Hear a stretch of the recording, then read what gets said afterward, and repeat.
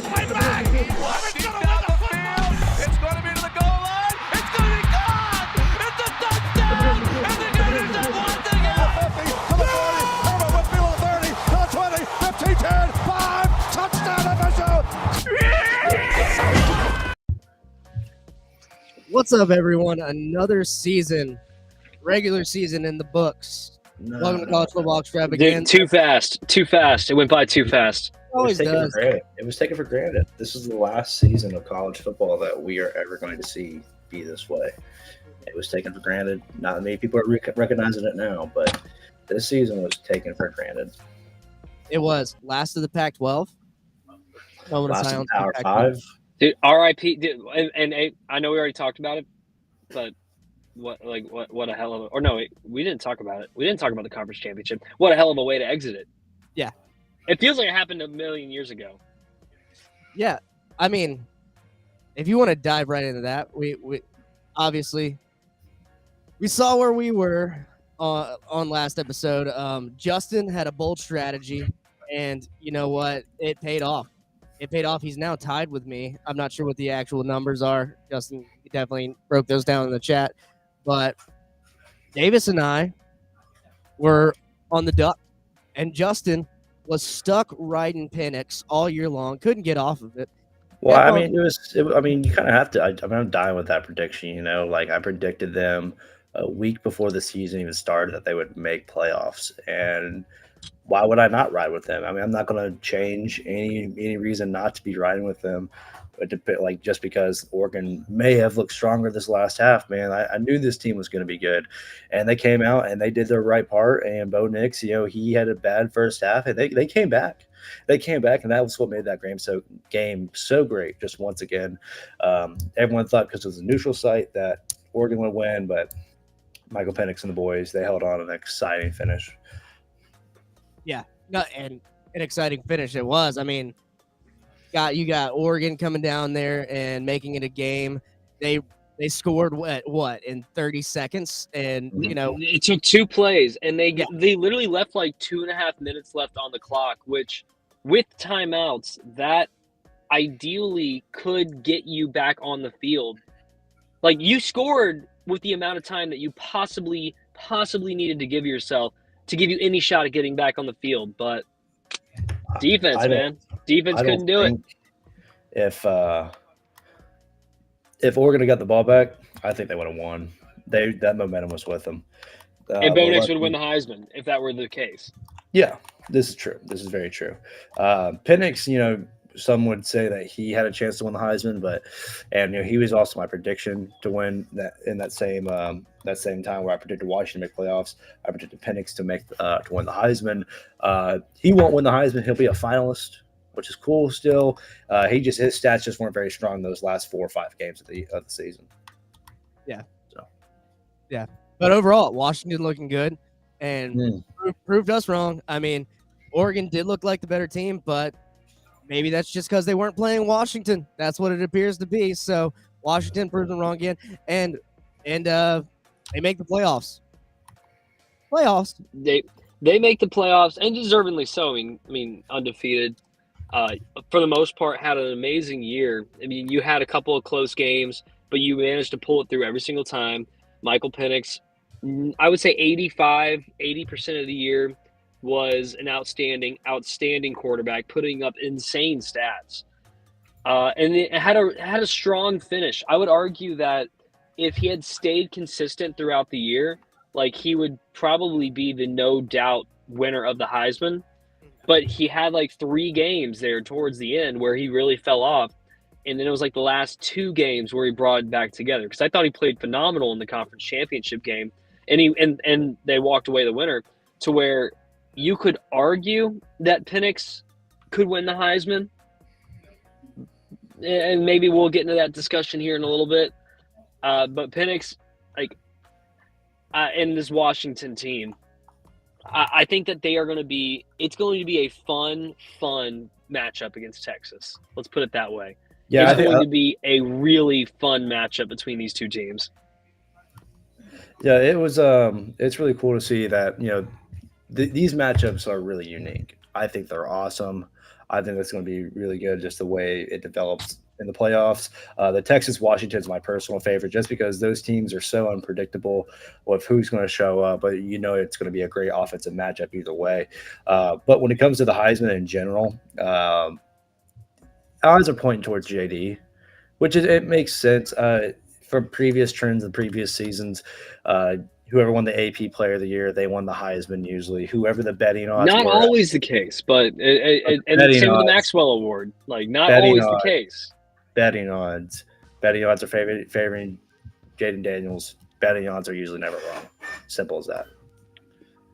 Betting odds are usually never wrong. I want to say this about, I want to go back to Bo Nix, going back to the conference championship game. You saw him on the bench with 2.5 minutes to go. They just scored that long touchdown, and he knew, all right, it's out of my hands at this point. All I can do is sit on the bench, towel over my head, and just pray I get back on the field. Like, that's the best I can do. And so he's sitting there, and camera went to him all the time. Like, it felt like every other play they were going back to Bo Nix. Towel over his head, looking down, just hoping he can get on the field. Game is over. He was in that same exact position, what felt like for another 30 minutes. Mm-hmm. Yeah, I mean, and he eventually got up and congratulated Michael Penix, but I really felt for Bo after that loss. Both quarterbacks. I felt for him so hard. I did too, but he did have a despicable interception after Michael Penix threw his interception. Yep. Oregon gets the ball. It was a random one. Yeah, they had the momentum, and then You blew it! There's no other way for me to say it. Like, he threw it. Okay, the guy was out of bounds. The defensive player was out of bounds, and he came back in. So maybe his field of view was blinded or something like that. Throws that interception, gives the ball right back to Washington. That was a huge momentum killer there for Oregon. But I've always thought it was kind of shit that. I always thought it was kind of shit that defenders that go out of bounds, can come back in the play and intercept a ball like that. But on offense, they can't go out of bounds unless they were forced out of bounds. Like, they can't just go out of bounds and come back in and catch the football. Like, they that's can't penalty. establish themselves. Well, like if I get shoved out of bounds as a receiver, I can come back in and play. But if I ran out of bounds, I ran out of bounds. Like, a defender can run out of bounds all they want and come back in. Joey Two Guns, that's my point. If you're going to throw it out of bounds, chuck that thing into the second row of the stands. Give a guy a souvenir. Yeah, so that one sucks. But, I mean, overall, one of the more entertaining championship games of the weekend, if I do say so myself. Maybe the best one. I don't know. I mean, it's hard, entertainment-wise, I'd have to say this one was the best one. But overall, the factors that played into it, we all know it was the one in Atlanta for sure. I mean, yeah. As far as coming down, I guess, to the last minute, though, I know Georgia did try and make a comeback there, and we can talk about this. This is a game that you also got another one up on us. You had to go Alabama. Yep. I mean, I knew Bama was going to win this one. I knew it. It's a comfortable bet knowing that Alabama has beat Georgia in the SEC championship every single time. So. Saban hasn't lost since the Gators in 2008. That was my entire point. Is Saban doesn't lose this game, doesn't lose in Atlanta. He just doesn't. And not only did Alabama win, but they looked like the better team pretty much the whole game from the get-go. Yeah.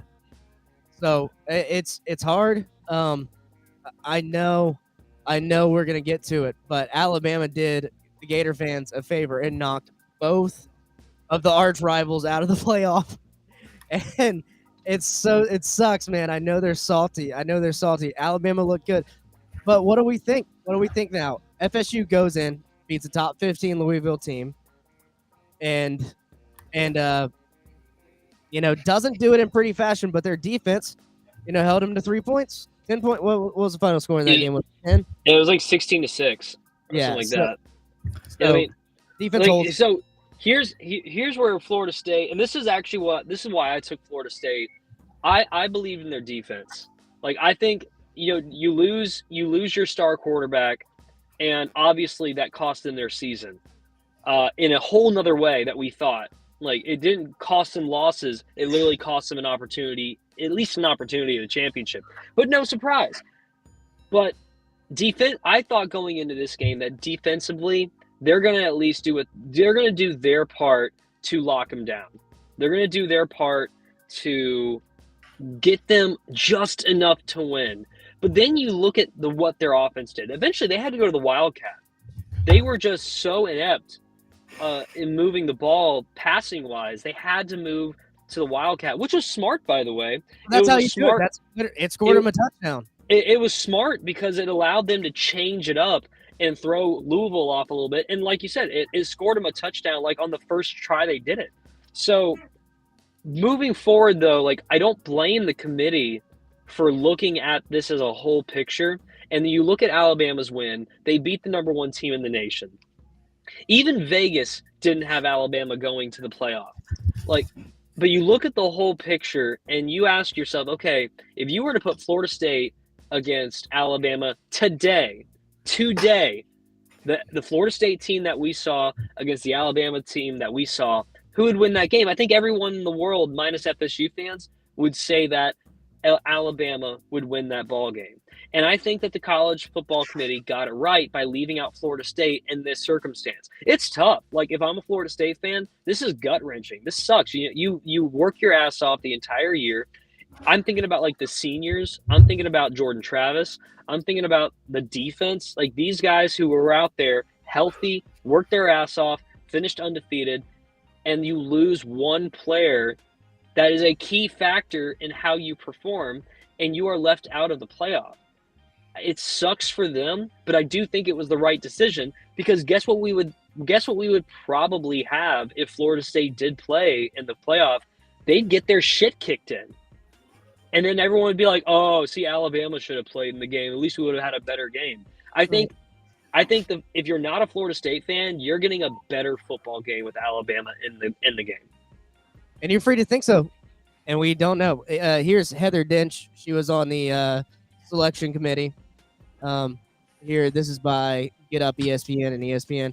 People need to know why Florida State was number 5, period. They averaged 3.4 yards per play against Louisville, and the score was tied at 3 in the third quarter, while Alabama was beating the committee's number 1 team.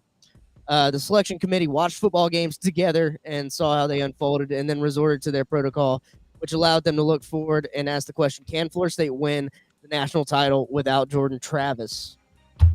And then Paul Feinbaum's on there too. Now, I think any other year in the college football playoff, minus maybe like 2014, you could have made this argument. But now, when you got a year where Alabama barely beats Auburn, you got a very defensive Michigan team whose offensive numbers against Iowa were not that good. Florida State actually had better offensive numbers against Louisville than Michigan had against Iowa. So you're going to sit here and say, we know for a fact that Florida State couldn't beat any one of these teams? I don't know, man. I don't know. I think it is the right call, but at the same time, you got to ask that question. When you're looking at an Alabama team that was a miracle away from losing to a bad Auburn team, I don't know. It is a fair argument. Like, I think with Florida State, like, the biggest thing that they can do right now is beat Georgia. Because Georgia, they're not happy about being in the Orange Bowl. Florida State definitely is not happy about being in the Orange Bowl. But if there's a team that could at least go out there and prove something, it is Florida State. They will have a healthy second-string quarterback. And you know what? And if Florida State does lose that game, they could easily chalk it up to being, well, obviously it would have been different if we were in the playoff. Like, we were upset that we were in the Orange Bowl.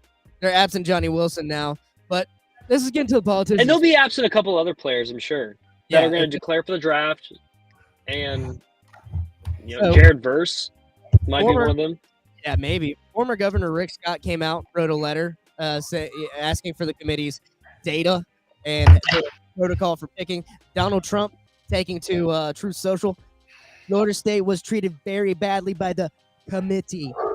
They became the first Power 5 team to be left out of the college football playoffs. Really bad lobbying effort. Let's blame Ron DeSanctimonious. Wrong. Very wrong. This And is then going. Ron DeSantis is over here like, I got $1 million set aside for Florida State to sue the college football playoff committee. Yeah, I mean, you gotta love it when politicians get involved in this shit. I love it. I love every. They throw out the wildest shit. I mean, it's Florida. We love football here in Florida, and if anything, I want politicians to stand up for our teams. You know, Jimmy Petronas came in, who's a Florida State grad himself, and he was like saying stuff along the lines of, as the chief financial officer, I am more than willing to cut a check to make sure like we get answers to this. I mean, the Florida State AD wrote a scathing letter to the committee as well. So, if you're a Florida State fan involved with Florida State and you're not banging the drum right now, then you're not really a Florida State fan. But you can also be right and wrong at the same time. I feel like we got the best playoff. So basically, Georgia, the best thing that you can do right now is, or not Georgia, Florida State, the best thing that you can do right now is beat Georgia. And then that's like the best argument that you could actually have to say, yeah, we could have competed. But what sucks about these games now moving forward, and I won't be long about this, is that these New Year's Six bowl games, I feel like most of the games are full of teams who are pissed off they didn't get to the playoff. And like that's going to be the Orange Bowl. Like Georgia's pissed, Florida State's pissed.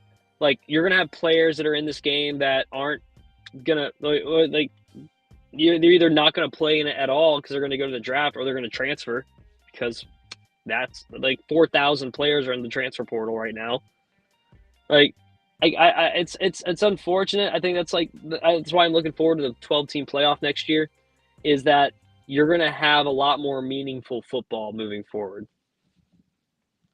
Justin, I know you're dying to say something here. I mean, look, guys, it's what was all right. We have seen this year after year where there's just been, look, first of all, I will say this. I had plenty of bias for Florida State not to make the playoffs. I'm going to put that on the record right now. Did I think they had the balls to do this? No. I woke up at 5 a.m. I went to bed at 5 a.m. on Saturday or Sunday morning. Woke up at 1 p.m. Didn't think the rankings would be out that early also. I thought that was like a 6 o'clock. We were thinking about doing a show. We were going to do it like 11. Yeah, they can't. And so I wake up and I get a text from people like, who do you think is going to be in? I'm like, oh, well, they're going to put this team in, they'll put FSU in. And then I'm like, what do you mean? Like they just dropped them like an hour ago and like they put Alabama in. I was like, what do you mean? I'm still waking up like half asleep and I'm checking this and I'm like, holy shit. They did it. I didn't think they had the balls to do this, right? But they put themselves first, which they should. Last year, the championship was an embarrassment. Every single year that we've had the playoffs, there's been a blowout of 4 scores or more.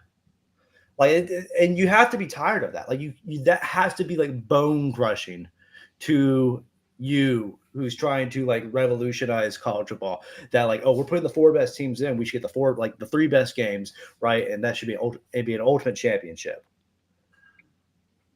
It's just like, why? Like we understand why FSU is upset. We understand where the playoff committee is also coming from. Just someone had more say of putting in what they deserve over what someone else did deserve. And that was just the committee put themselves first because they didn't want to go down this road again because they're tired of it. They hate it. They don't want it to happen anymore. And it's literally just made the playoffs look like crap. And they wanted the 4-year to go out with a bang. And I guess that's just the way that you can look at it. I've seen all sorts of just comments made. I think my favorite is I'm on a lot of college like accounts where, you know, whether it be like Barstools or just in general, like Twitter's, just seeing a lot of college kids post, right? And my favorite is just seeing a lot of not even casuals, just fake fans. Like they just go to FSU and they're just like copy and pasting tweets and stats that they saw, like trying to like be clever. And that's the stuff that annoys me. I'm just like, man, It's you don't even know ball. You don't even know ball. Like it's just like you don't know ball. You don't know how it goes. You don't know how it works. That's annoying. It's annoying. The conspiracy theories are being floated out there for sure, and I mean rightfully so. I'd be pissed too if this was Florida, but at the same time, I saw something about them talking about how the committee was meeting and holding votes on the night of the playoffs after the games. They were voting, and then the next day they only held 3 votes. So there must have been something that happened overnight that caused the committee to sway, in such a way for Alabama. But to me, I'm thinking of like conventions I've been to and political stuff. It's like, what happens at conventions? What happens with committees when they get together? They end business. And then after they end business, they hit the bar, they hit the pool deck, and then they start talking. And that's where the actual business gets done. Maybe someone called in and lined someone's pockets. You should find out. I'd love to know. But most likely, they bleed crimson and white, and they come out of the city of Tuscaloosa, Alabama. All right. Yeah, you gotta know. That's all you need to know there, brother man. Yeah, you find any midnight flights from private jets from Tuscaloosa to somewhere in Texas, wherever the committee was sitting, and then you might get something that should always be looked into is like some of the stuff that happens like overnight in college football, whether that be like Lincoln Riley getting hired or not, like just like bam right after getting blown out by Oklahoma State a couple years ago. That's some stuff that should be looked into because some freaky stuff be happening while the fans are drunkenly passed out from their day of watching football. You mean that's like Texas A&M having Mark Stoops land in College Station and going, "Hey, never mind, turn your plane around, go back to Lexington." Yeah, but I do want to show this because in honor, this is your in-state rival, Florida State. In honor of Florida State not being in the playoffs, Miami posts this Canes Universe and Red Cup Miami posts this in kind of retaliation mode right here. This was an ode to the 2000 Miami team that got snubbed by the BCS system. And you got to ask yourself, if you're a college football fan now, would you rather a committee, a human being pick? That was the whole conundrum with the BCS system was we had the computer. The BCS system was wild. Yeah, so check this out. During the process of running the table, we beat the #1 team and the #2 team. We felt like we beat Florida State. There was a no-brainer that we should be playing Oklahoma in the national championship, and it was in Miami. We deserve the chance to play in the Orange Bowl. And hopefully they won't take our dreams away. You can see on ESPN the BCS, the computer poll, it was teeter-totter, back and forth, back and forth. End of the season came down, they announced who was playing for the national championship. Few thought Florida's election was bizarre. Take a look at that state's simmering football controversy. And sure enough, they came back and bit us in the ass. Now, the BCS computers boosted Florida State into tomorrow night's championship game against Oklahoma, even though Miami beat the Seminoles 27-24. Somehow, somewhere. In a year. That was in 2000, right? That was like 2000? Yep. The year of the Al Gore and George Bush whole debacle in Florida. Wild election year. And then Miami goes on to play Florida in the Sugar Bowl, a very good Florida team in 2000. They also trounced Florida that year. Miami trounced them in the Sugar Bowl. So Miami was good. They were good, and they got snubbed. There's been other snubbings. Florida State, you're not the first ones to do it, but Miami shooting some shots fired there, a little payback. And I love a good payback in-state rival. But I don't know. I think if you're Mike Norvell, you gotta talk to your players and say, hey, don't sit out the bowl game. And this is our national championship. You win this, we're going UCF style. I know FSU fans are like, don't claim us, don't compare us to UCF 2017, but it's gonna happen. And you notice that there are a lot of you look at the transfer portal and stuff. There's like you don't see really anybody from Florida State that is already committed to the transfer portal unless they're a no-name guy. Like I haven't personally noticed any big names from Florida State in the transfer portal. I also haven't noticed anybody say, "All right, I'm declaring for the draft." Now, if I'm wrong, please correct me because I don't watch this shit every day. Johnny Wilson's sitting out. Yeah. So Johnny Wilson, that's one big name for Florida State. I mean, you still got Jared Verse, like he's potential first round defensive linemen. Like, Yeah, he haven't might. really heard. He should sit. I would be surprised if he played in the Orange Bowl, but if he played, you know why he's playing. Like, he's playing because he wants to try and prove something. He wants to at least give his team the best shot possible to try and win this game. I say don't play in it, but Well, here's my thing about Johnny Wilson sitting down is someone told me this the other day. He's not playing in the Orange Bowl, but he's playing in the Senior Bowl. And to me, it's like that's common. I guess so, but at the same time, it's like if you don't play because of injury, you don't want to play. If you're gonna get, I don't know, man. I hate. The Senior Bowl is a scouting opportunity. So is the combine. Just wait till the combine. You do that all day. Senior Bowl, it's cold. It's rainy in Alabama. You're probably gonna. It's the Senior Bowl in Mobile is always cold and rainy. Historically, it's a terrible time. Well, it was shittier when it was at Lad Peebles. Now it's at the new stadium. I haven't been to the new stadium yet, but I can tell you the amount of times going to Lad Peebles, and watching the Senior Bowl was the worst freaking time. I hated going to the Senior Bowl. At least at Lad Peebles, they put us in a press box. When you're media now, they put you in the fucking stands. That's right. We were in the press box that one year. No, like they put you in the damn stands now. They put photographers in the stands. It's horrible. It's horrible. How are you gonna get a good picture there? That's what I'm saying. Like what are you going like that? I mean, it's horrible the way that they've done media. I don't know if anyone will ever see that. Like I have had credentials to their outlets for 5 years now, and ever since they moved to the South, they've treated media horribly.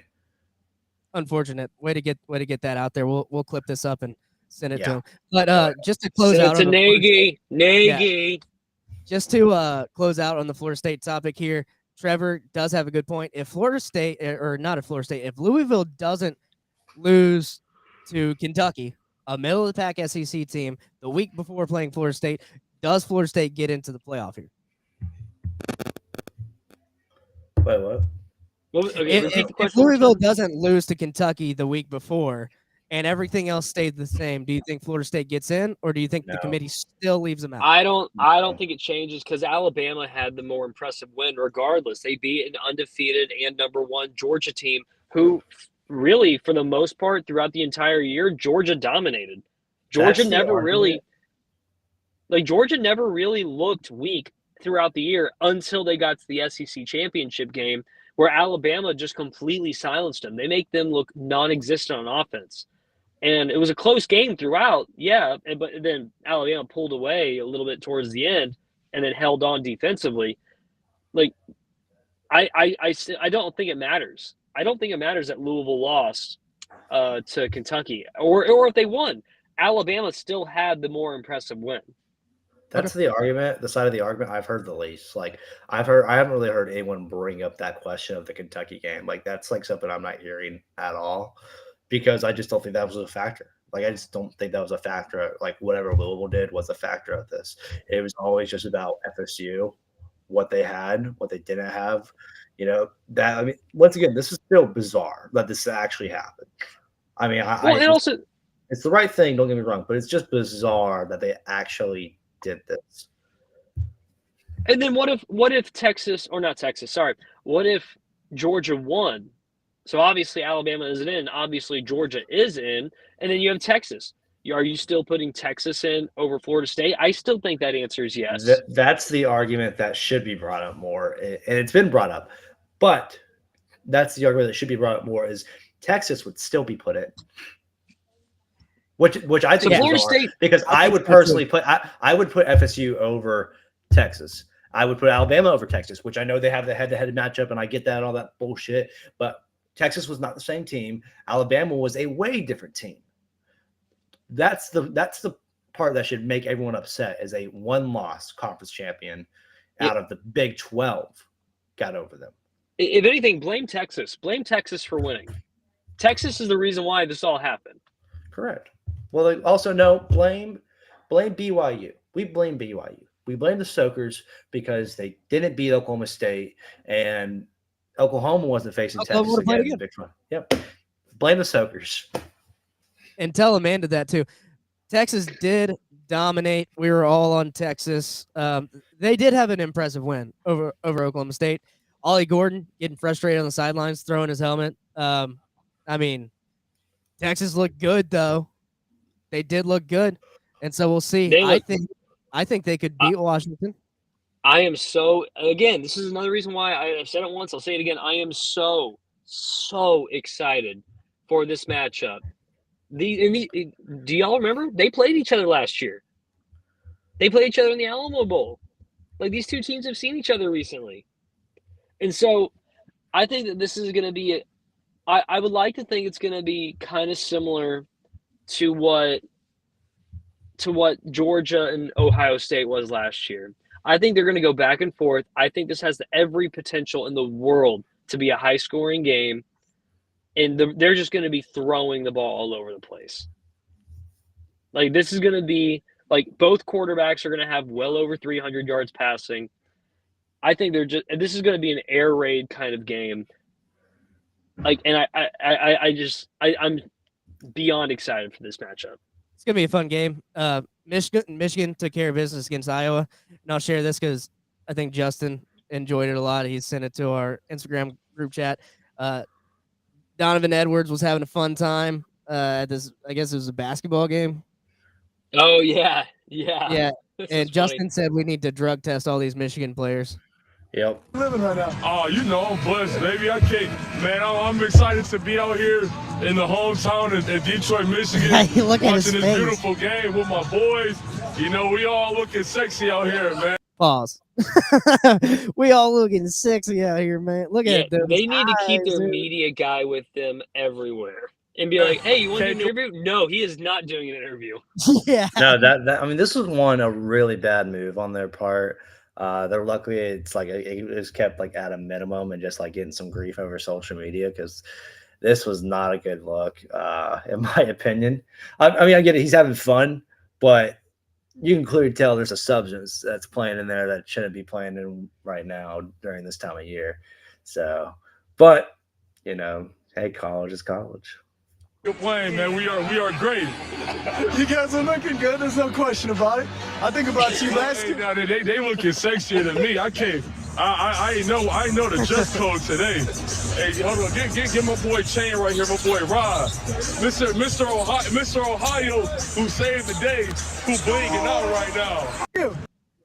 Oh my God! And you also see how like none of those teammates are actually looking at the camera. They're like, "Oh, nah." They're like, "I can't let go." Bro, why did you say yes to this interview? I ain't gonna get caught lacking. Nah, man. Like them boys.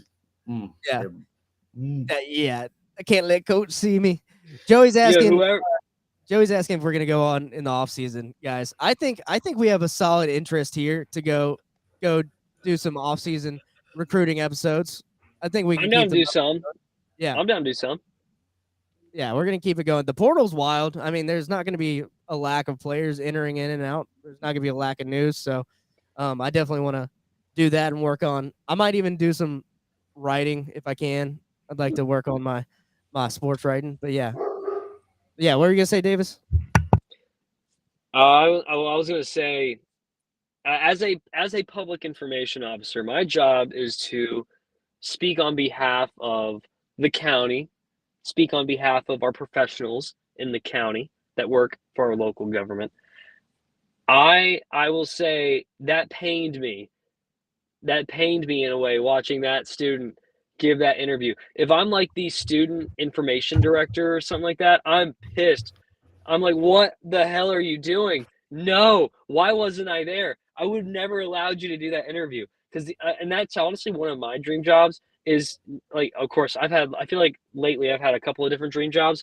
I think it'd be cool to be like the professional PR guy for a professional sports team or for like a big name college. Like it's a good paying job, but also it's like an extremely important job. PR is everything. Right. And so you have this guy who looks stoned out of his mind, obviously having a great time and not really committing any fouls here. Like he's having a good time. Red, man. His eyes weren't red. He definitely hit the eye drops beforehand. That's good. Hey, that's good. Hey, you know what? And you know what? He's not really doing anything wrong. He's just having a good time with his buddies. Everyone else is like, fuck no. But He's like, this is sexy. where you have to have your PR guy there, and it's like, no, our guys, like, you don't have to say it, but our guys are too messed up to do an interview. Coach, why can't I say we sexy? We sexy, Coach. All right. Any schools out there that need an information director, you can give me a call. I love you, Escambia County, though. I think Oklahoma State needs one after their debacle here. Warning, I'm going to share this. This might be a graphic to some viewers. Oof. Yep. Oklahoma State, before their game, this is bad. or the Big 12 game with the Texas Longhorns, For Bevo's cousin, actually murdered a Longhorn. A dead Longhorn was found on the front yard of the fraternity house at OK State this morning. I wonder what frat that was. It was farmhouse.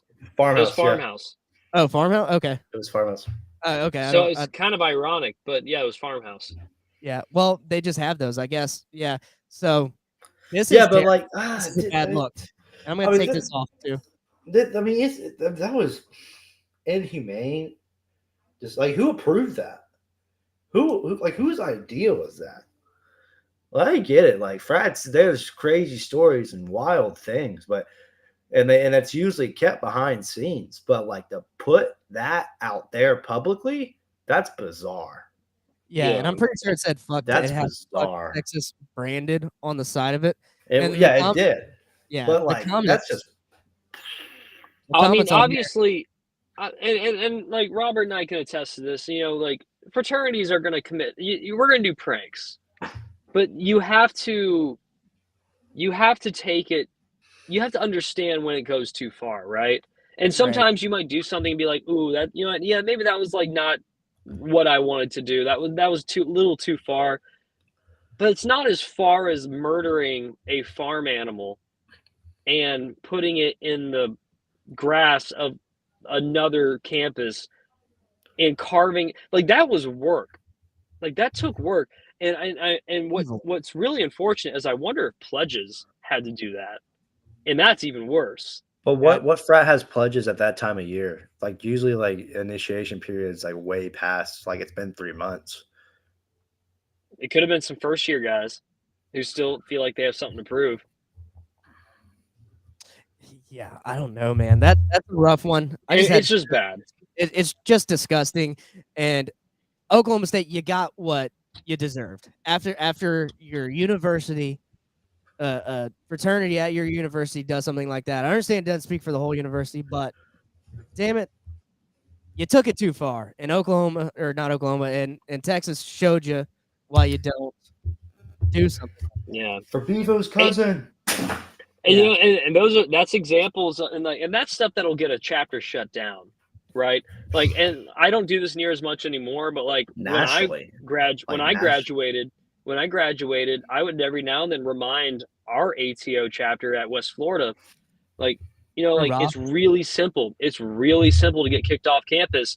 You do something, actually, and this was like during cancel culture, you do something even as look at somebody wrong, you could get kicked off campus. I was like, so like, think about like killing an animal and putting it on their property and be like, oh yeah, here you go. Yeah, rah. Like, was it worth it? No, it's never worth it. Yeah, it's bad idea. Bad idea too. Probably, I mean, good reason you gave those speeches. Probably why one of our chapter is probably one of the only fraternities that stayed on campus consistently since we've been gone. To be honest, wouldn't have seen that. Honestly, when you and I joined, you probably wouldn't have seen that because there, you know, obviously there was a whole lot of shit going on. Yeah, it had quite the nickname, didn't it? Yeah, but you know, that was before us. People lay the foundation. You know, you keep going older back, and the guys who get older and older, they go, yeah, but that's what we did back in the day, and that's how it was. But now it just check the chat. The narrative has been changed. The narrative has been changed. Check the private chat though. I didn't know that. That's well, I'm off Facebook right now, so I can't. My Facebook is also suspended, so I can't view the. Hence why I forgot your birthday. Sorry, dude. Happy birthday. Oh, thank you. No, it's fine. Everyone, if you don't have a Facebook, no one remembers your birthday. That solidified my conspiracy. I used to remember your birthday though, like because it was just like 5 days before. But like, and no one knows your birthday. Facebook just reminds them. if anyone had to know, wanted to know, that's what happens. But you notice I eventually remembered, oh, wait, your birthday passed. So I hit you up, like not having Facebook remind me. I just remembered, oh, crap, I forgot your birthday. That's okay. I celebrated it watching the Florida State game at my buddy's wedding, swiftly kicking cups off the table of the tailgate TV table that I was watching it on. This is just crazy. Iowa finished the season with 3,123 offensive yards and 4,156 punting yards. I love this stat so much. Like, I love this stat so much.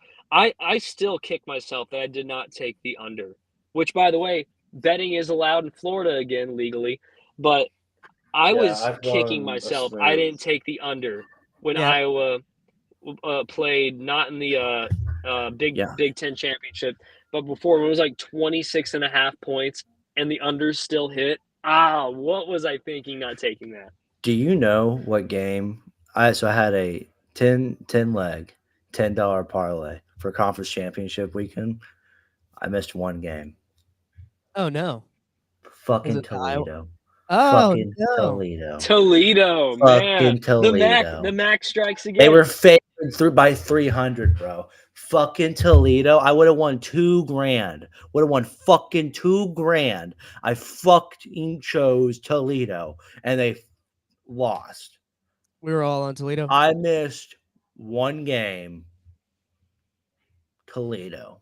To be fair, that was a close game. We even talked about it on the pod. We said Toledo won earlier in the year, but it was a close game. Miami of Ohio comes out, wins, and they got a halfway decent bowl game too. Which we'll look at. Toledo. Sorry, dude. It happens. It happens, man. It happens. But yeah, Davis, you might be kicking yourself for not taking under, but you're not kicking yourself as far as Iowa's kicked this season. Moving on. This is an interesting development in just the overall framework of how NIL works. The NCAA president, Charlie Baker, sent a letter to schools today proposing the creation of a new FBS subdivision that would allow schools to directly compensate student athletes. Yep, here we go. I mean, and it seems like this is happening. Like, this is definitely happening. And I honestly, I'll be honest with you. I haven't read enough into this to know exactly what goes into this. So if I say anything wrong with somebody listening and they're like, oh no, Davis, like, you have no idea what you're talking about when it comes to the subject, then you're warned. I have not looked enough into this. I guess right off the top of my head, where's the money coming from? Is it all coming from like TV deals? I've heard they've been calling this Division 0, where like this may include only like the big name schools, not necessarily the smaller schools. I don't know enough personally, so I think there are questions I have that are not answered simply because I haven't done any homework on this. Yep. So how do you get in the league? Is James Madison, after getting into Division 1 and barely making a bowl game this season, are they gonna have to be like, hey, wait, we're not in the big leagues anymore? Is FBS going to turn into FCS, and then like you're going to have like major league college football, where that's going to consist of everyone in the SEC, maybe minus Vanderbilt, and the Big Ten, yeah. Huge Big Ten, ACC, like, is this gonna, and then like all the other schools that, like Sun Belt, the AAC, the MAC, like all those schools are now just FBS on their own. Like they might as well start their own playoff at this point, if that's what it's gonna be. That's just so dumb. Like, because then we don't get as many opportunities to see like the App States beating A&Ms or the Marshalls beating Notre Dames. Like, there's a reason why we have that, because if the reason why games like that are able to happen, where Marshall beats Notre Dame, is because Marshall's an FBS school. It's a whole different, like, FCS is still D1, and you can still say you play D1. But when it comes to recruiting, FBS is a whole different level, and it's very obvious. Like, everyone knows it. So if there is, once again, another level now where that puts schools like the App States, the JMUs, the Marshalls, Boise States, puts them down a peg, then like it kind of like that ruins their recruiting to be decently good top 25 teams that we see. Hey, I got a quick question. This is related, but whenever you think about like the best college football era, like, and we're all young here, but like what like game stands out to you? Like for me, the best game that stands out for me, like college football was like prime awesome, was like Texas and USC, the '05 national championship game. Like I was 4. you have no NIL. Yeah, you were 4 years old, right? So like you have no NIL. Like you know Reggie Bush like lost his Heisman because of what was going on that year. It's like, but you had you didn't have a whole lot of players transferring, like because if they did, they had to sit out an entire year. I was like, you like there was no such thing as the portal. I was like, to me, like that was when college football was extremely competitive. Players were staying all 4 years most of the time. Like, I think those days are far gone, and I'm curious to see like generations moving forward how they're going to view college football as like their glory day of watching the game. It's completely it's a race. Like so we were going to get into this probably later, but we can kind of like segue into it now. Every single year in college football, once your season comes to an end, or even before your season comes to an end, it's technically a free agency free for all. Every player, every team, free agency for everybody. And it's more of a free for all than a free agency, too. Because at least if you're a free agent, you can sign a contract for a year or two. That's the thing. You just have to go play for 1 year, and then like, oh, I want to go to this place now, whether it be for money, whether it be for playing time. Look at JT Daniels, 4 different schools, right? That is DJU. He's about to be going through his third third. school. Yeah, This is what the problem is becoming. And I've said this since 2 years ago. I said this. I said, when do we start finding a way to limit or contract this to where players have to sign a certain amount of deals, whether it be, oh, I have to play my last 2 years here, or I have to play at least 2 years here, or what? There's this opened up a whole big can of worms. I said this all the time, and now it's coming to light that this is going to be what happens. And that's just it's I don't like the way that this is developing. And when you mentioned college football in its best era, my mind is like 2012 to 2015. The kick six. That's like I remember where I was when the kick six happened. I remember the feeling of when the kick six happened. I remember like it was just a raw purity moment. I remember when Ole Miss beat Bama at Bama. I remember Treadwell's catch off a tip, into the hands of Elijah, into the end zone they go, right? I remember all these things. That was what college football was to me. Like that's when I was 11, 12, 13. And that's when it really got me like feeling the passion for the game. So, of course, with age, comes different times and different stories and different experiences, which 2005, I think that makes a lot of sense for y'all. I look back on those games and I think those are really incredible moments. Don't let me in there. I mean, obviously that's a great college football classic game, USC and Texas. No, I'm just agreeing with Davis's mindset there. Like that is a classic game where it completely makes sense. But like the 2014 playoffs, the first year, Jameis's fumble against Oregon, they go into the end zone. Rudy and I, we were in Indianapolis for an ATO conference when that game was going on. Yeah, Ezekiel Elliott running down the sideline, not being caught in the Sugar Bowl, putting out Bama in the first ever one, right? And stuff like that. And that was what like college football is to me, and it's completely evaporated. I think we're in a growing pains moment right here. Like what happened? Athletes weren't getting paid and they were being exploited by the NCAA. And now we have athletes who are getting paid, rightfully so. And we have an NCAA that's doing everything it can to not just absolutely nullify itself and turn into ash. So things are moving in the right direction. Are there growing pains right now? Yeah. Is it kind of the wild, wild west? Yeah. But that's what happens, man. And I think you panic and say we need something to regulate all this. Maybe you do need a little bit of that, but let it be a system where the schools who are competing in the same league agree on the same rules. Don't let one arbitrary bureaucratic institution like the NCAA come in and say, here's your cap. Here's what you can do. Here's what you can't do, because they're going to fuck it all up. And not to say that it's not fucked up in some way, but right now, we got one of the best playoffs I've seen in my lifetime in college.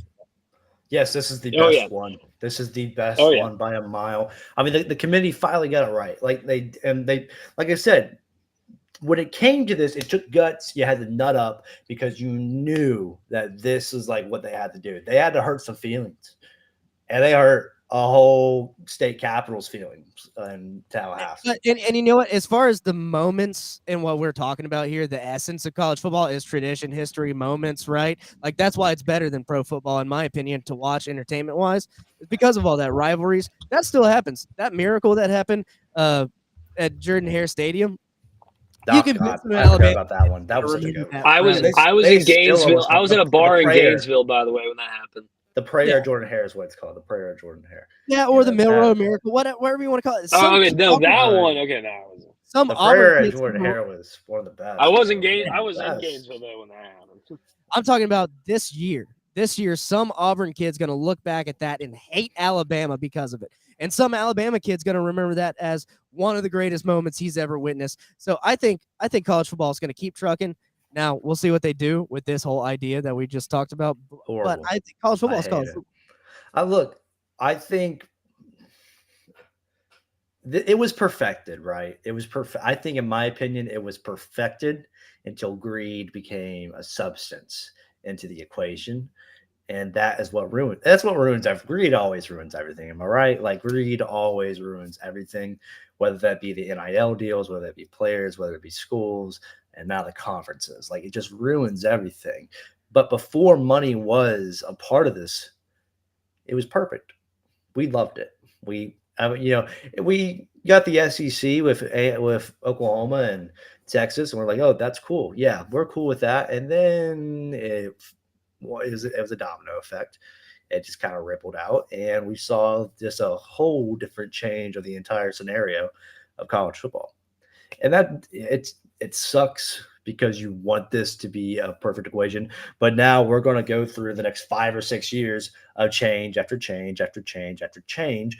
And it's going to be a while until we see something get set in stone, because there's going to be so many different variables that they now have to fix, whether it be the conferences, whether it be now the playoffs, and whether it now be NIL. There's a lot of problems that they've opened up just in these past 2 years.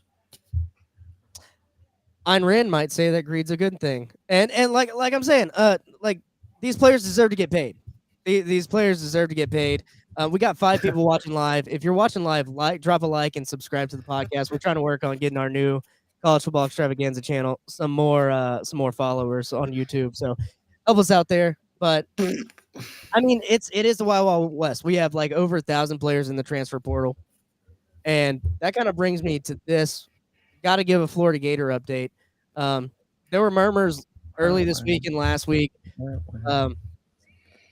Trevor Etienne, he is hitting the transfer portal, and that's a major loss for Bill. Not a surprise. I felt like his brother hinted towards that.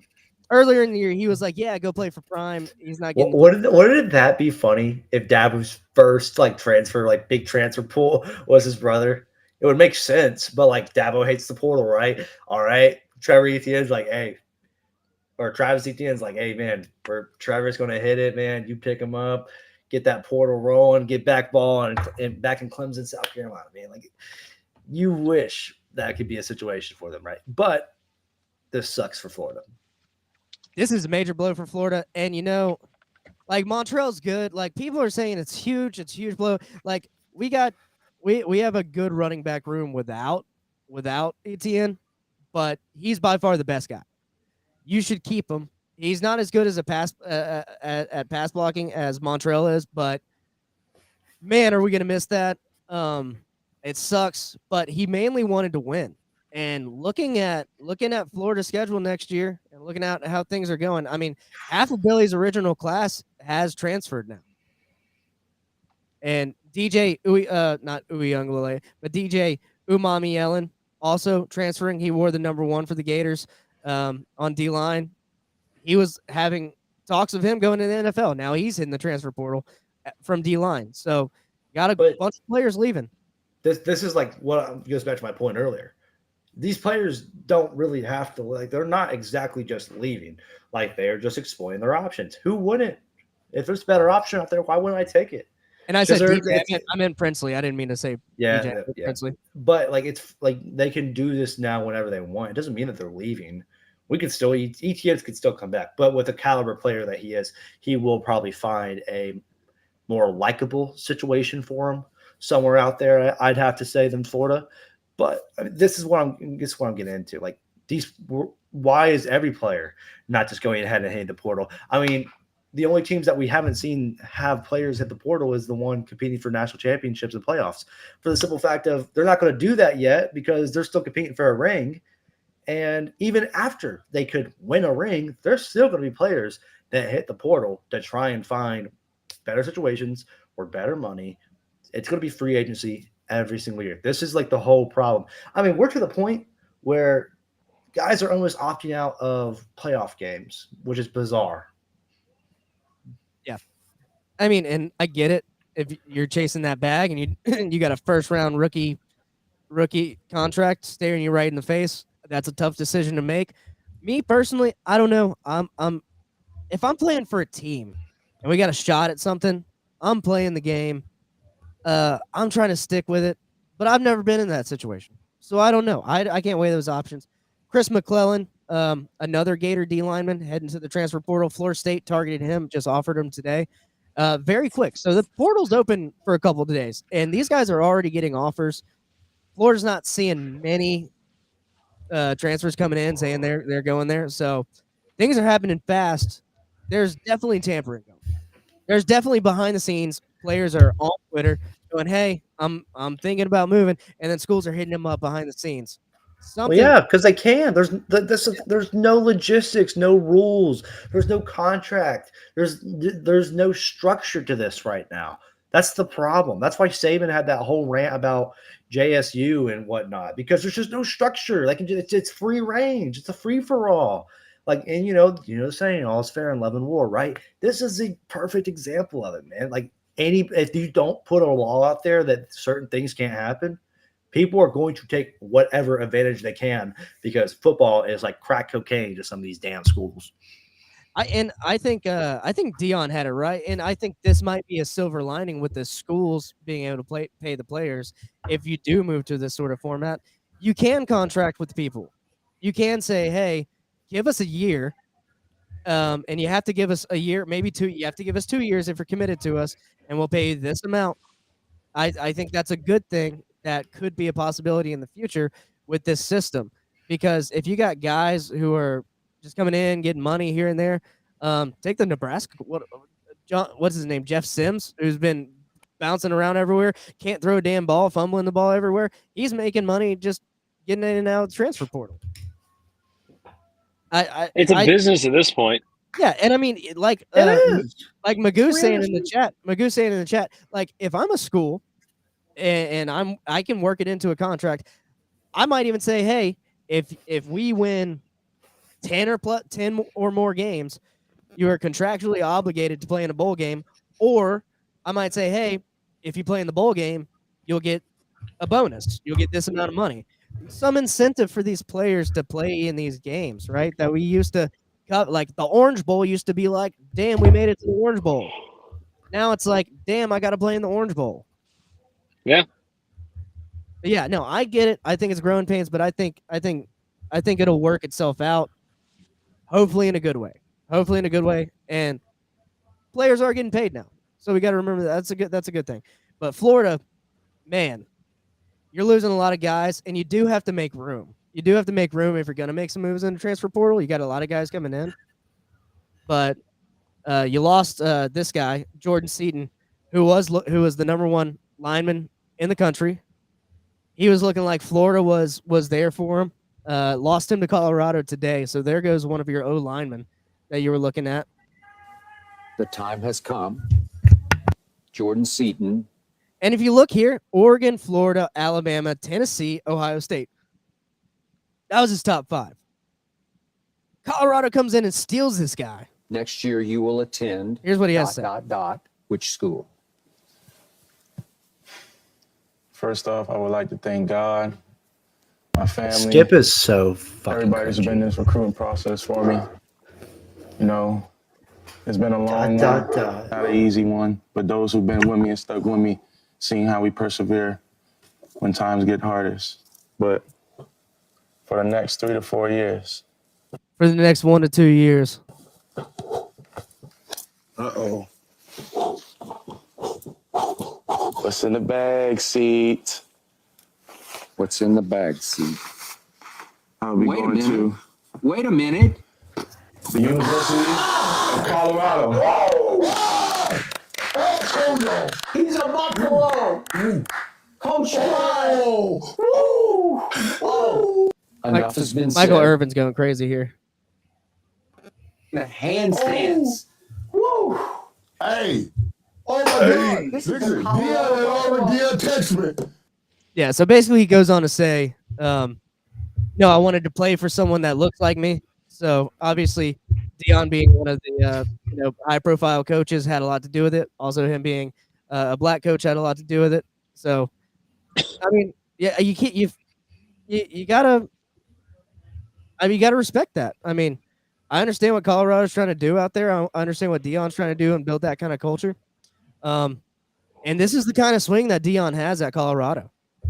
It's stealing the number 1 offensive lineman coming out of high school from top 5 programs, talking about Alabama, talking about Ohio State.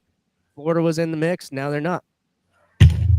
And this was the first time Dion heard about it. And they also said, Shedeur Sanders was the most sacked quarterback last year. And Jordan Seaton says that's never going to happen ever again. So you got a good guy there coming in. Nothing else to say. I mean, I don't know. Dion's doing something in Colorado. I just wonder how long he stays there. And if he goes somewhere else, is he going to bring his Louis with him again? Well, he's got to have success. He's got to have success first. I mean, he got off to a great start in Colorado. We were having the time of our lives the first 3 weeks of the year. The time of our lives. I still love it. I mean, I like when Colorado's good. We'll see what they do next year. I don't know, man. This one sucked, though. That's another loss for the Gators. 4-8 ain't great. I mean, Florida State guys, y'all are going to hate on Colorado all you want. They won 3 more games than they did last year. And they played in a tough Pac-12. I didn't see the Pac-12 being as tough as it was this year. I mean, you're talking about Arizona. Arizona killed it. Yeah, you called Washington being good. I mean, we knew Oregon.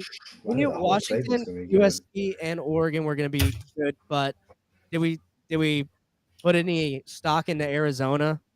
I mean, maybe UCLA, but UCLA didn't even they were good. They weren't outstanding. I would say Utah. I guess Utah was good. I don't know. I feel like if we go back and watch it, we were all excited for the Pac-12. We were excited for Colorado too, though. I'm still excited for them. They're a young team, kind of like the Gators, a very young team. They'll compete a lot better next year in the Big 12. Especially if Oklahoma and Texas leaving. I mean, the Big 12 is wide open. It could be Oklahoma State, but when it comes to it's just gonna be a lot more fun competition with the Cincinnati, the Houston, the UCF for Colorado now, even the BYU. That's gonna be a lot more fun for them to play with, and I think it's gonna be a lot more enjoyable for Colorado and Colorado's fans, and even Dion to be like, yeah, we're coming. Some other transfers, Cam Ward, you might have heard from him out of the Pac-12, out of Washington State. He's going to Ohio State. What are you talking about? Yeah, he's going to Ohio State. Is that what's going on right now? That him or Malik Murphy would be one or the other. Malik Murphy, Marvin Harrison is still apparently up in the air about going to the draft. Really? Apparently, that's what he was saying today. is that, he would give it all to just get a win versus the team up north. That's what I'm talking about. People like Marvin, if he comes back purely to get a win over Michigan, that's not all hope is not lost for me. I'm just saying, guys. Losing that game 3 years in a row, you do not. I mean, that's just like unheard of going to Ohio State nowadays. You don't go to Ohio State and leave without a win against that team. But and with Cam Ward, that I think you got a good quarterback there. Kyle McCord's entering the transfer portal, so even obviously some moves are happening. Or Malik Murphy, yeah, he's good too. Julian Fleming also left, which he was supposed to be. Each year Ohio State has the next guy up, right? Like we had Chris Olave, which then turned into Garrett Wilson, and then which turned into Jackson Smith and Jigba, which turned into Marvin Harrison Jr., which is now supposed to turn into Julian Fleming. Like this is how this is built and built and built. Every year Ohio State has the number one guy, and they have another one just as good, ready to go next year. Brock Vandergriff, Georgia quarterback with Carson Beck coming back. He's going to Kentucky, so Kentucky's reloaded their quarterback with a Georgia quarterback. And then also DJU might follow his head coach from Oregon State to Michigan State. Jonathan Smith obviously out at Oregon State. Oregon State left pretty much conferenceless. Now Michigan State, do they pick up DJU or does DJU go to Florida State? Where do we think he goes? Where does he land? That's an interesting thing to watch because he's a playmaker. He's obviously a game changer. I think. Well, there's rumors of USC, but also Dylan Gabriel being in the transfer portal, USC. I think Dylan Gabriel would be better at USC than DJ. I don't think DJ's that good personally. I think that he is so inconsistent. He had a decent year at Oregon State. He had a better year at Oregon State than he did at Clemson. I mean, I would go for Dylan Gabriel over DJ personally. I don't know. I think that DJ could either go to even somewhere like UCLA because Dante Moore, he transferred out or is in the portal at least. I could see DJ, wanting some revenge, man, and going to Florida State. Revenge would be a factor. Who do you get to play? You get to play Clemson every single year. He's got one more year. Maybe he goes back and beats Dabo. That would be a good storyline for me. I think like I said, I've had DJ on my radar to FSU since that one's come out. I think it's a good fit. And I mean, the storyline's there. It looks fun. I don't see why not. I think so too. You're right about Dante Moore leaving UCLA too. I'm very curious who UCLA gets. Dylan Gabriel also leaving. That's another guy. Played for UCF, played for Oklahoma. Now next year he's going to be somewhere else. And by the way, Dylan Gabriel was supposed to go to UCLA, and then he went to Oklahoma instead. Maybe it winds up there. There's so many transfers here. I also think that someone like Dylan Gabriel doesn't have to leave Oklahoma. He doesn't have to, but I think if you can do it, you decide to leave because then maybe an alumni or somebody like that in Oklahoma would be like, yo, I'm going to give you a shit ton of money to stay. He'll be like, all right, I'm going to stay because that's exactly what I was hoping for. Yep. And this is from Nebraska. Coach Matt Rule. Obviously, they have their own quarterback issues here. This is what he had to say about it. Someone who can make a difference. Make no mistake that a good quarterback in the portal costs $1 million to $1.5 million to $2 million right now. So just on the same page, right? So let's make sure we all understand what's happening. He's talking about. He's like, hey, y'all are paying for this. Just letting y'all know. There's some teams that have $6 or $7 million players playing for them. So we just kind of believe in doing things like the old school way, the hard way, building.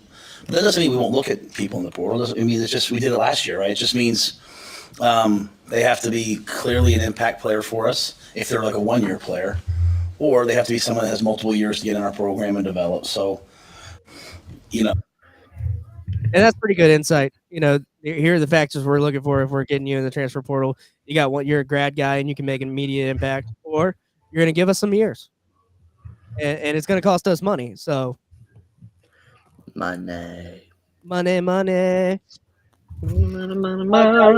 Tomorrow. All right. I don't want to keep you guys too much longer, but the Heisman's coming up. We alluded to it earlier. It's this Saturday. Obviously, you got pretty much 3 or 4 finalists: Jaden Daniels, Bo Nix, Michael Penix Jr., and Marvin Harrison Jr. All of which deserving of accolades and whatnot. I said a couple weeks ago I think Jaden Daniels is going to get it. I still think Jaden Daniels is going to get it. He's by and far the favorite, as Justin mentioned earlier.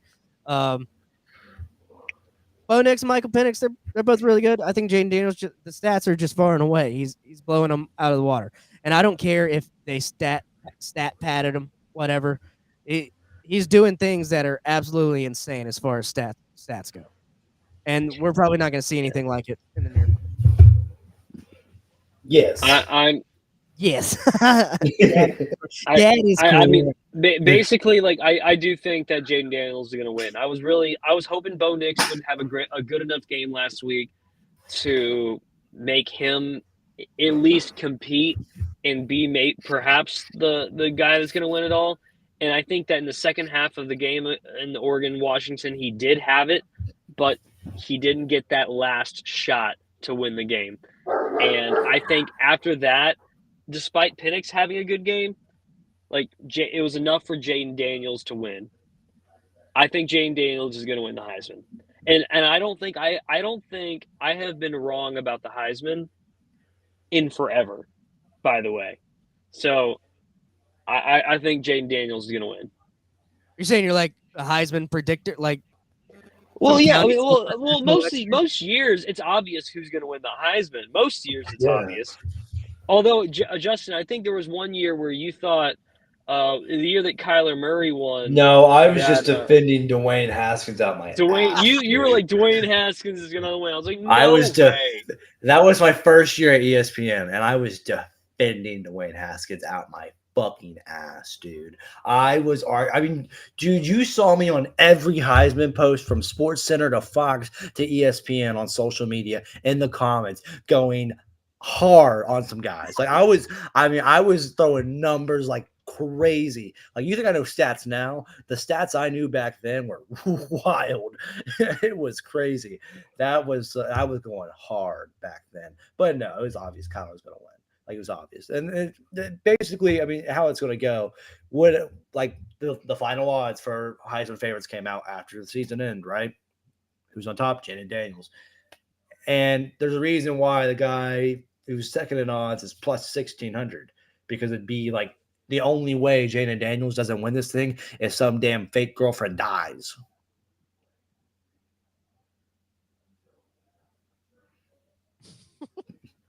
Man, shout out.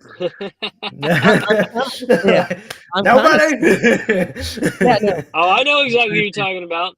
Nobody. I understand. I mean, I'm all for defensive Johnny guys. Manziel won that year too. Yeah, correct. That was a wild class. That was a wild class. Good documentary on Manti Te'o, by the way. Is that a Netflix documentary? Because I still need to watch it. Yeah, it is. Yeah, the Untold. It's good. Untold does so many good documentaries. Honestly, it literally, because of that documentary, Manti Te'o was able to show his face at Notre Dame again, because it like put things in perspective. It was like, oh, like this guy literally was duped. Mm-hmm. I mean, it could happen to the best of us. It's just like Jaden Daniels is going to win. Like it's like hands down. Like you can put your house on it. You know, get some money back probably. But I just might. Yeah, I just might. You know, it's that's just how it goes. Once Vegas speaks, Vegas speaks. Like if there's something that people can always say, they like sports odds, like controls in sports, it's Heisman and the first overall pick. Like once odds are out for those, it's untouched. It is untouched. So the strategy is put that money in the house on Jaden Daniels, win the Heisman, turn that into Bitcoin, and then play Plinko. That's going to be the new financial strategy going into 2024. Plinko. What we were talking about something else right before this. What were we talking about? Transfer portal. Just transfer portal. Transfer portal. DJU. DJU. Basically, quarterbacks entering in the transfer portal. That's what we were looking at here. Yeah. Oh, I know what it was. Sorry, we didn't make a point about this at all. We have to make a pick. We have a game this week. Go Navy. Beat Army. Go Navy. So we're all taking Navy. All right, cool. So it doesn't really matter. Should I take Army then? So like to help my record. I mean, I'll take Army. I think Army's gonna win. Well, no, this game is fun no matter what. Is this counting against our record or not? Is it counting against our record or not? Hell no. I think it should. I think we should. I'm taking Army. It's a regular season game. You're taking Army? Yeah, I'll take Army. I'll take Army. I'm wearing Army. Davis, who are you taking? I got Navy. Taking, Davis? I got Navy. Let's go. You got Navy? All right. I got I'll put my Navy. nuts on the table. Let's go. What? Shot game. Yeah, Navy. shot game for next time. Dude, easiest shot game in the world. But also, like, this Navy. game, it doesn't matter what. One team could be 10-0, the other team could be 0-10. And this game is still going to be like a 13-14 final. And they're both competing for a bowl game, both coming in at 5 and 6. They'll go into Gillette looking to hit a bowl game. Who will send little bro home? That is the question that we'll all find out. Bill Belichick's a guest picker, too. Bill Belichick is the guest picker on College Game Day. There's Gillette Stadium. That's tune-in money, baby. Like, that's never going to happen again. And you know he's going to take Navy. He used to coach at Navy. Absolutely. He will take Navy. Let's see this here. Yeah. What's the over under here? 27.5. Yeah. Give say- me the under, dude. Give me the under. They're going to run the shit out of that ball. That triple option, you're never going to see a better triple option in your life. So you're taking the under. I say the under hits. We all do shots first off, and then Okay, hold on. All right, I feel like we're all doing shots no matter what. I said we get 2 locks. We each get 2 locks out of this. You get to choose under, over, and you get to choose your cover. Okay. Get 2 locks. Yeah, I'm gonna go Army covering, and I'll go under. Okay, Davis. I got the under, Navy covering.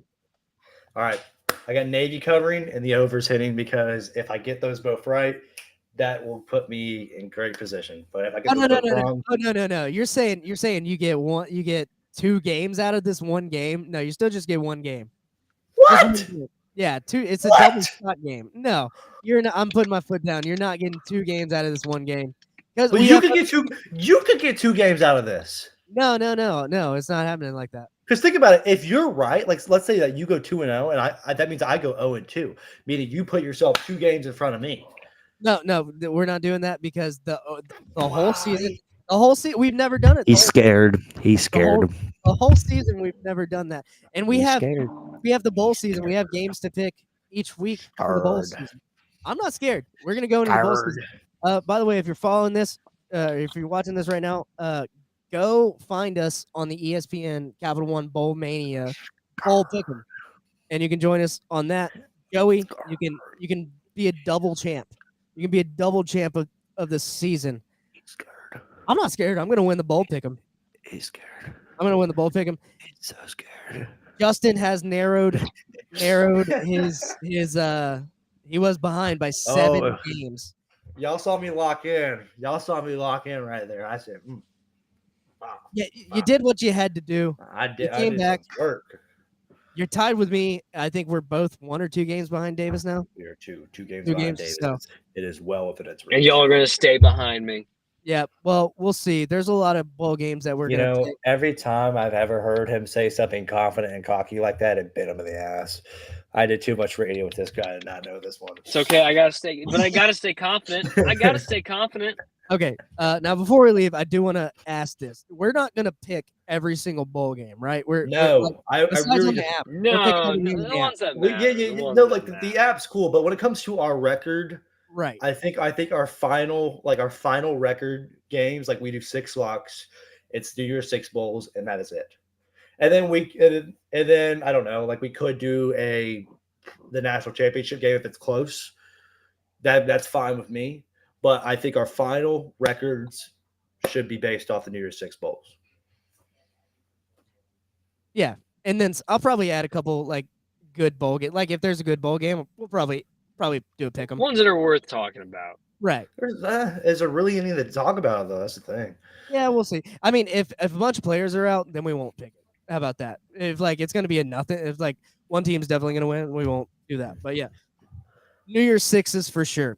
All right, with that, thank you guys for watching. Like, subscribe, share it, tell your friends about College Football Extravaganza. We love growing this community, and thank you guys for sticking with us this whole season. Actually, we got 2 former ESPN college football analysts here. They're awesome. They're here late at the odd ends of the night, just turning up for the college football community. So grow us, we'll get big, and who knows where we can take this? Maybe to the national championship one day. Let's go. I would love to go. Let's do it.